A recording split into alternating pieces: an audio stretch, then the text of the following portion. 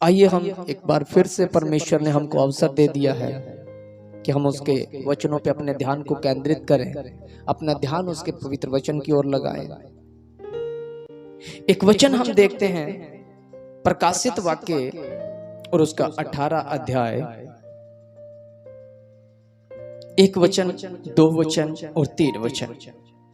इसके बाद मैंने एक स्वर्गदूत को स्वर्ग से उतरते देखा, जिसका बड़ा अधिकार था, और पृथ्वी उसके तेज से प्रज्वलित हो गई।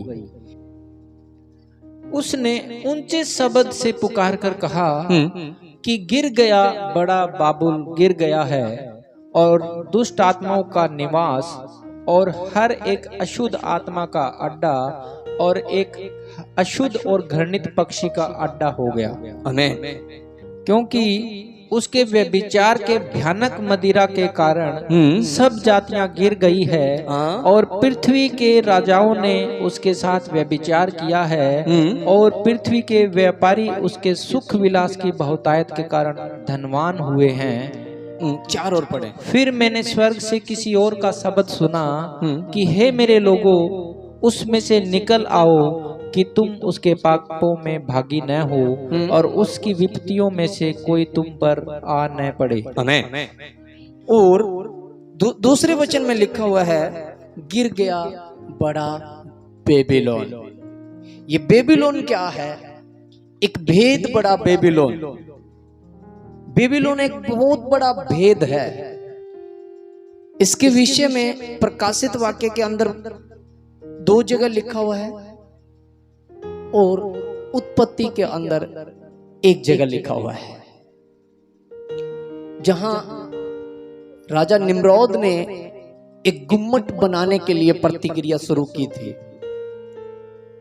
और परमेश्वर ने देखा कि ये तो एक मन होकर के लगे हुए हैं, और जो ये करेंगे उसमें कुछ भी अनहोना नहीं होगा, पर जो कर रहे हैं वो अच्छा नहीं कर रहे हैं, क्योंकि चुनने की जगह गारे का काम कर रहे हैं, और पत्थर की जगह ईंट का काम कर रहे हैं। जो करना चाहिए वो नहीं कर रहे हैं। बना तो बहुत कुछ रहे हैं, पर जैसा बनाना चाहिए वैसा नहीं बना रहे हैं। ये कुछ और आधुनिक युग की तैयारी कर रहे हैं, और टेक्निक सिस्टम बना रहे हैं। ये कह रहे हैं कि आओ हम एक ऐसा कृत्रिम गर्भ तैयार कर दें कि अगर कोई इंसान बच्चा पैदा ना करे तो मशीन के द्वारा बच्चा ले लिया जाए।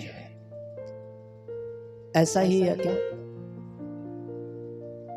लिखा हुआ था ना कि आओ हम पृथ्वी पे अपना नाम करें। आओ अगर हम लड़के पैदा हो गए तो कोई बड़ी बात नहीं, चलो डॉक्टर के पास चलते अपना ट्रांसजेंडर करें। हम लड़की से लड़का बन जाए, लड़के से लड़का बन जाए। ऐसे करके हम अपनी प्रतिक्रिया व्यक्त करें और अपना अनुभव, अपनी बुद्धि का क्या करें? प्रमाण दें। और परमेश्वर ने देखा ये जो कर रहे हैं इसमें अनहोनी कोई नहीं हो सकती, ये कर भी देंगे, पर ये गलत है। क्योंकि वहां पे लिखा हुआ है, फिर वो लोग सिनार देश में एक मैदान को पा करके एक गुम्मट बनाने लगे, और कहा आओ हम एक गुम्मट बनाएं जिसकी चोटी आकाश से बातें करें। इस प्रकार हम अपना नाम ऊंचा करें। और परमेश्वर ने उनके भाषा में क्या कर दी? गड़बड़ डाल दी। परमेश्वर ने ऐसा कोलाहल मचा दिया, ऐसा कोलाहल मचा दिया कि लिखा गया वो लोग वहां से तितर बितर हो गए। लेकिन कला तो थी उनके पास बनाने की। वो बेबीलोन तैयार हो गया है। उस बेबीलोन को खड़ा किया, तभी से बना हुआ आ रहा है। जितना तुम टेक्निक देख रहे हो जो परमेश्वर के वाचा के विरुद्ध काम करते हैं, जो बच्चे कोर्स करके आ रहे हैं, एमबीबीएस डॉक्टर बन के आ रहे हैं, सर्जरी करते हैं, नस ब्लॉकिंग होती है, ऐसे ऐसे घृणित काम किए जाते हैं जो बाइबल के विरुद्ध है। जो लोग बच्चे पढ़ लिख करके, लड़कियां पढ़ लिख करके अपने बालों को कटवा लेती है और जो ये कहती है क्या पुरुष क्या स्त्री सब समान तो है, क्या परमेश्वर ने स्त्री को अधिकार नहीं दिया और अपना अधिकार चलाती है और परमेश्वर की वाचा को तोड़ती है, ये बेबीलोन ही तो है। ऐसे ऐसे शारीरिक यंत्र टेक्निक पैदा किए जा रहे हैं जहां पे पुरुष को स्त्री की जरूरत नहीं है, स्त्री को पुरुष की जरूरत नहीं है। ये क्या है? बेबीलोन तो है। ऐसा युग जो शैतान ने तैयार किया और बाइबल ऐसा कहती है गिर पड़ाइए, जब उसका प्रकोप आएगा एक टेक्निक सिस्टम काम नहीं आएगा एक पे, ये सब एक दिन नष्ट हो जाएगा और परमेश्वर अपना राज्य स्थापित करेगा, प्रभु यीशु मसीह अपना राज्य स्थापित करेगा। लेकिन हम जो सीख रहे हैं उसको सीखने की जरूरत है। हम क्या सीखना चाहते हैं यहाँ पे, ये बहुत बड़ा भेद है और ये मेरे ख्याल से उन्हीं लोगों के समझ में आ सकता है जो अपना संगति वचनों के साथ बिताते हैं और जो प्रार्थना करते हैं और जिसको परमेश्वर ने पवित्र आत्मा का वरदान दिया है वो समझ पाते हैं। बाकी किसी के बस की बात नहीं है, जितना मर्जी जोर लगा लेना, अपने आप में ज्ञान बढ़ा लेना, पर प्रकट नहीं होगा हो क्या रहा है। यहाँ पे लिखा हुआ है हर एक अशुद्ध आत्मा का अड्डा, हर एक अशुद्ध और घृणित पक्षी।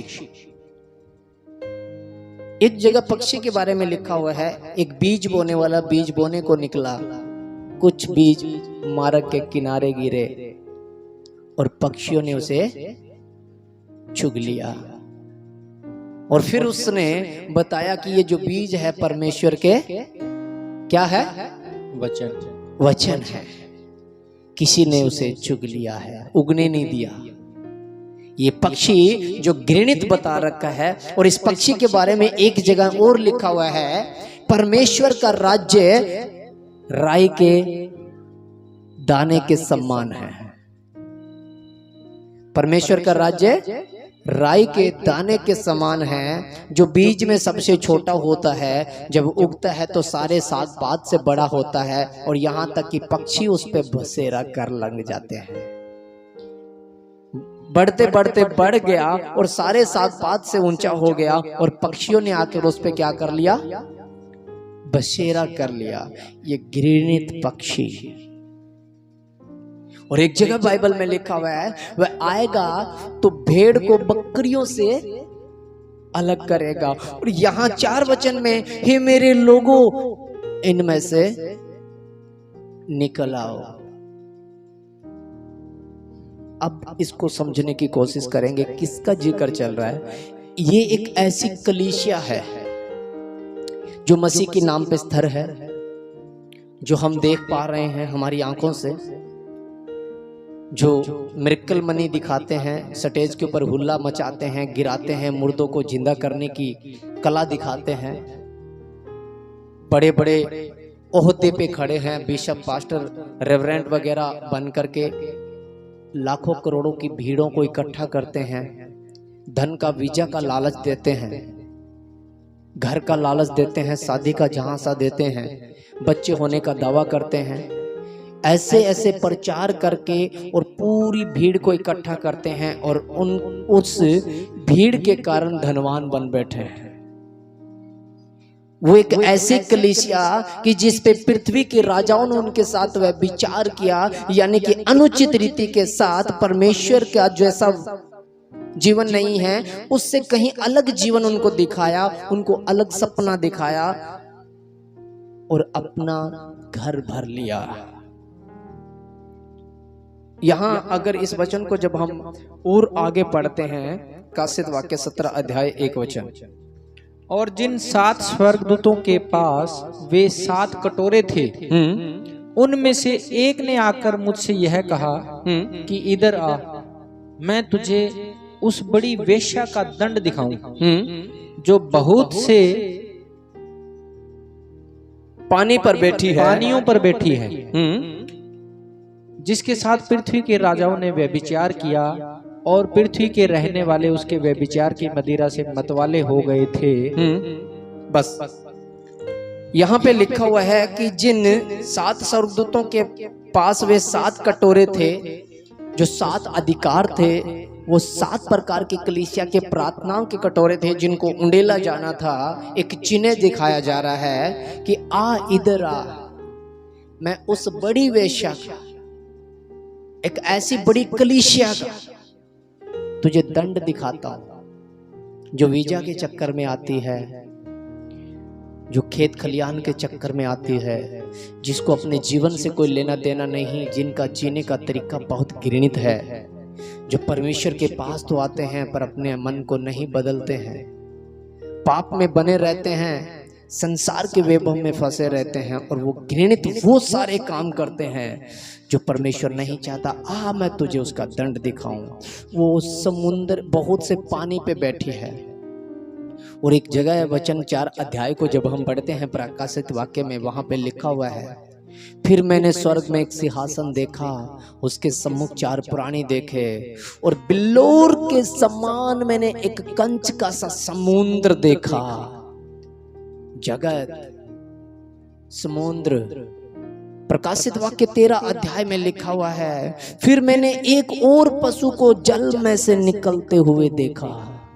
जगत में से एक नबी उत्पन्न होगा, ऐसा आपने सुना होगा, पढ़ा होगा। एक ऐसी कलीसिया जहां पे वो दूत कहता है, हे मेरे लोगों, हे मेरी भेड़ों, मेरा शब्द सुनो, निकल आओ इन बकरियों से।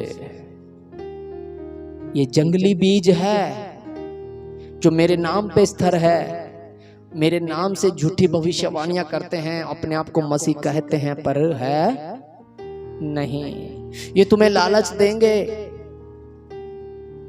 तुम्हें मंत्र देंगे, महाअभिषेक बताएंगे, अपना हाथ रखेंगे और तुम्हारा अभिषेक करेंगे, ले हैंड प्रेयर करेंगे, छुएंगे तुम्हें और तुम्हें बहुत बड़ा लालच देके तुम्हारी पूंजी को हड़पेंगे। और उस बड़ी वेश्या के साथ बड़े बड़े परमेश्वर के लोग बर्ताव रखते हैं, उनके धन से, उनकी भीड़ को दिखा करके वैभव चमकाते हैं, राजनीतियों को चमकाते हैं, सिक्योरिटियां प्राप्त करते हैं, अपने घर परिवारों को भरते हैं, अपने बच्चों की परवरिश करते हैं, लेकिन किसी भी एक को जीने के ढंग के बारे में नहीं बताते। उस अनंत काल के जीवन की बातें उनके पास नहीं होती, होती है तो सिर्फ एक ही बात, और वो है चमत्कार। वो है चमत्कार। इसने अगर हाथ रखा तो ये हो जाएगा। ये कलीसिया है जिसके बारे में लिखा हुआ है, हे मेरे लोगों निकल आओ, क्योंकि इसके ऊपर, इस कलीसिया के अंदर जो परमेश्वर के सच्चे लोग हैं, उनके बीच में पक्षियों ने आकर के बसेरा कर लिया है, जो वचनों को चुरा ले जाते हैं। अब हमें समझ में नहीं आ रहा यहां बैठा जाए कि वहां बैठा जाए। अब समझ में आना बड़ा मुश्किल हो गया है। ये दास सच्चा है या वो सच्चा है, यहाँ आशीष आएगी या वहां आएगी। ऐसा फंसा के खड़ा कर दिया है, उलझा के खड़ा कर दिया है। परमेश्वर के सच्चे लोग जिनका प्रकाश चमकेगा और उनके पास चमत्कार नहीं होंगे, जीवन की बातें होंगी। हालेलुया। हृदय को परिवर्तन करने वाली सामर्थ होगी। पतरस जब आराधनालय सुंदर फाटक के पास जब प्रार्थना कर रहा था, तो वहां पे लिखा गया है 3000 लोगों के हृदय छिद गए थे, टूट गए थे, मायूस हो गए थे, रोने लगे, चिल्लाने लगे, हम क्या कर रहे हैं।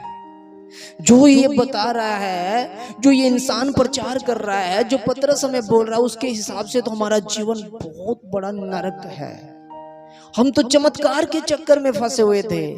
हम तो ये चाहते थे कि कोई बड़ा काम आएगा, मसीह जो आएगा कोई बड़ी कोठी से निकल के आएगा, बड़े पद से कोई राजा के पैदा होगा, जो ये बता रहा है इसके हिसाब से तो हमने उसे क्रूस दे दिया है, हम तो नाश हो गए, टूट गए थे वो।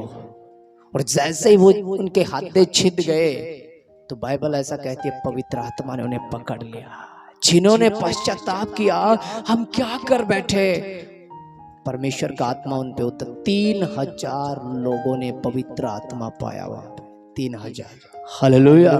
ये चमत्कार था, ये था चमत्कार। वो नहीं था जो सुंदर फाटक के बाहर लंगड़ा बैठा था, टकटकी लगाए देख रहा था, शायद कुछ सोना चांदी मिलेगा। तब पतरस ने कहा सोना चांदी नहीं है, हम तो खुद भिखारी है, फकीर हैं। जो मेरे पास है वो ये है, पर वो यीशु मसीह के नाम से चल फिर। और वो चलने लगा। हालेलुया। यीशु मसीह के नाम से चल फिर, और वो चलने लगा। यहाँ तक कि लोग उससे बात करने से डरते थे, पूछते नहीं थी कैसे हो गया ये, क्योंकि वो सामर्थ आ गई थी। जब वचन की बात, जब जीवन की बात होती है तो हमारा जीवन ऐसा होगा। एक ऐसी कलीसिया का हिस्सा ना बने जिसमें पृथ्वी के राजा, इस संसार के लोग राज्य करते हैं। यहाँ पे वचन में लिखा हुआ है हर एक अशुद्ध आत्मा का अड्डा। अपने आप को जांचें, कौन सा आत्मा काम कर रहा है। बैठे तो सारे एक ही जगह हैं, जंगली बीज भी वहीं लिखा हुआ है, जड़ फंसा के बैठे हुए हैं। बाइबल में लिखा हुआ है हे स्वामी बीज तो अच्छा था ना, तो ये ऊंट कटारे ये कहां से आ गए। तो स्वामी कहता है ये हमारे किसी दुष्ट का काम है, हमारे किसी दुश्मन का काम है। तो क्या इनको निकाल दें यहां से, उखाड़ दें? नहीं, क्योंकि जड़ फंसी हुई है। ऐसा ना हो कि तुम जब अच्छा बीज को जब जंगली बीज को तुम उखाड़ो तो उसके साथ साथ कोई अच्छा बीज तुम्हारे पांव के नीचे रोंदा न जाए। ऐसा होने दो, साथ साथ बढ़ने दो, चलने दो इनको। जब कटने का न्याय का समय आएगा तब कोलाहल मचेगा और तब शब्द होगा गिर पड़ा भेद बड़ा बेबीलोन, दुष्ट आत्माओं का अड्डा, घृणित पक्षियों का बसेरा, गिर पड़ा चमत्कार, गया मिरेकल मनी, ये जा रहा इसका बेटा जो प्रभु ने दिया था।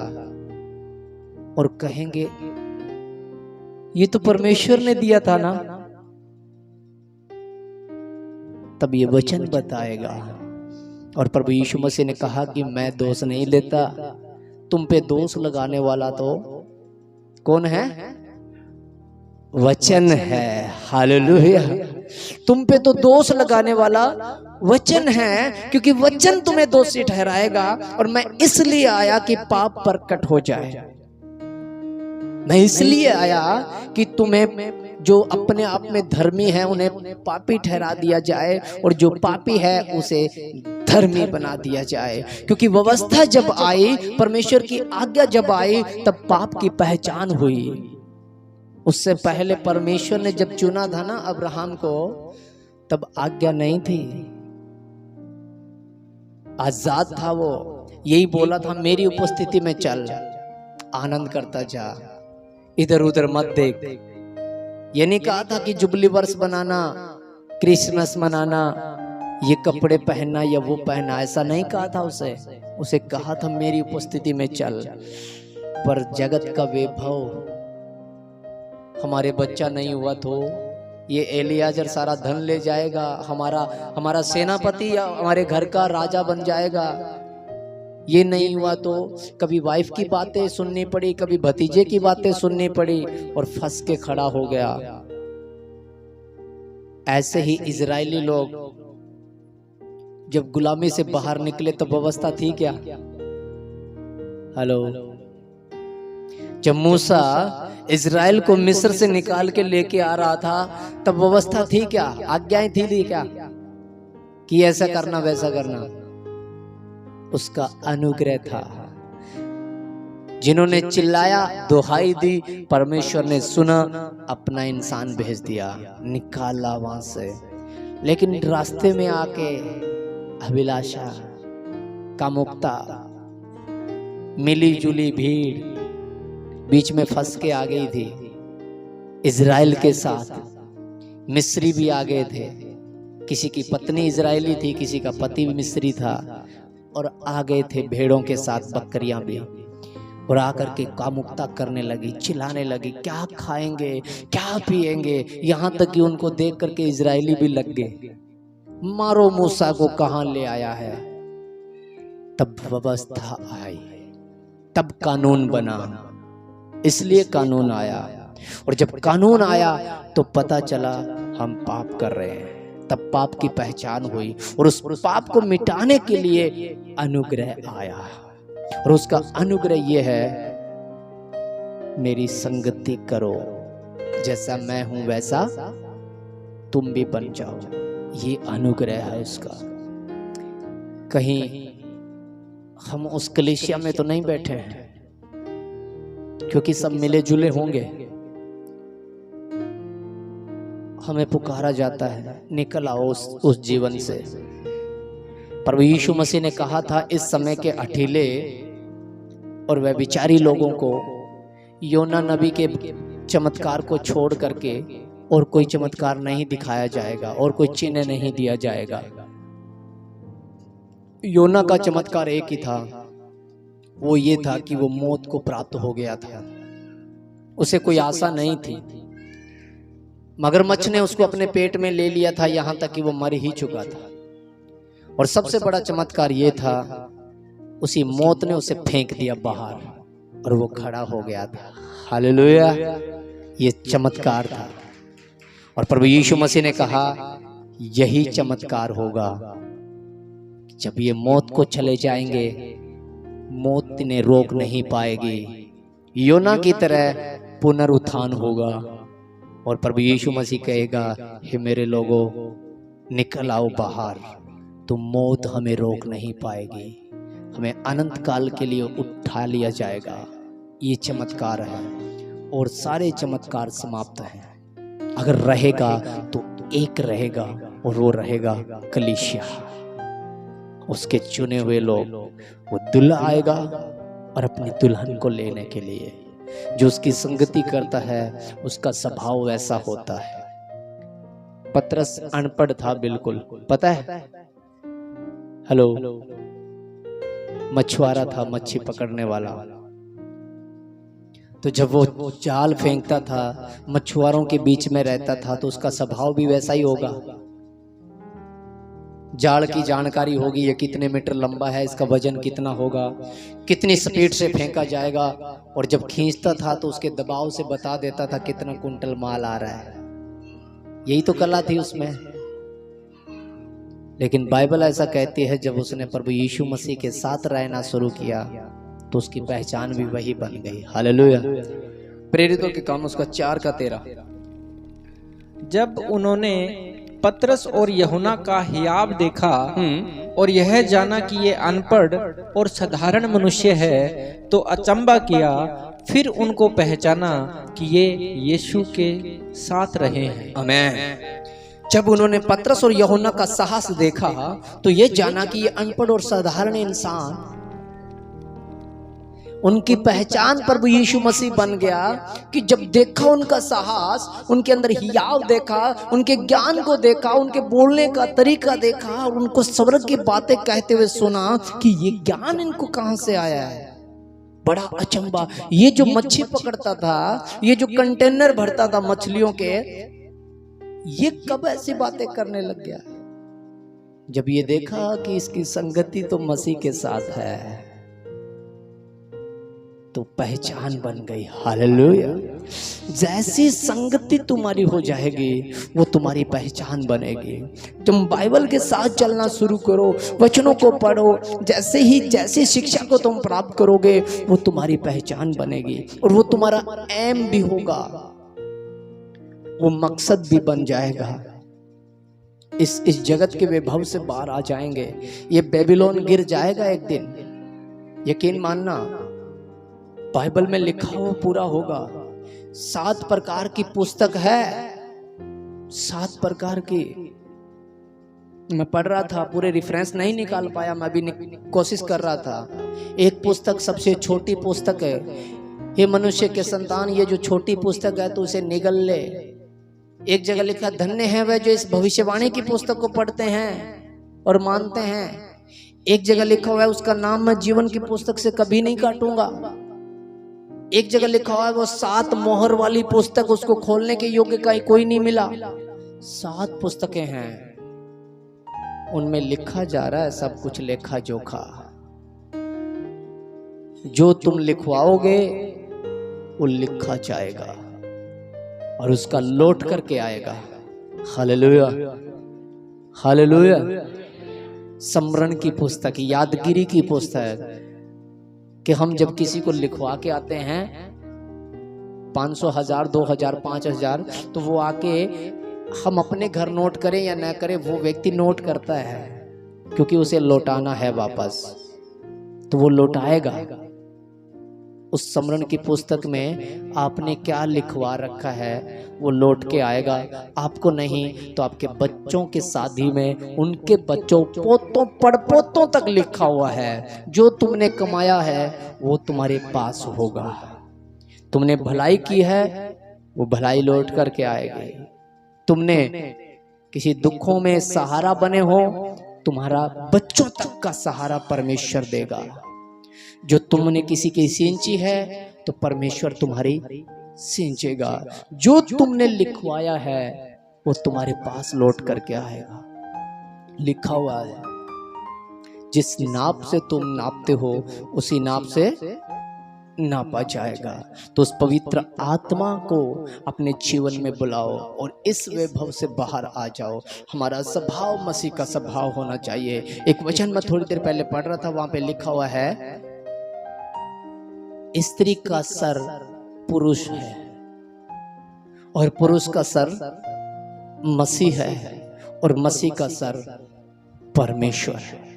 जब मैं इसको समझने की कोशिश कर रहा था तो मैं ये देखने की कोशिश कर रहा था कि एक अच्छा घर, एक आदर्श परिवार, एक परमेश्वर का चुना हुआ परिवार कैसा होना चाहिए। तो वो स्त्री जो है उसका प्रभु, उसका दंडवत करने वाला उसका पति है।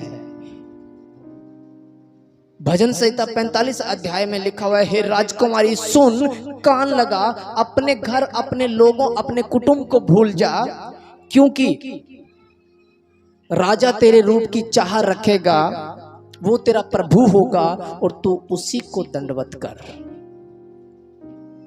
हालेलुया।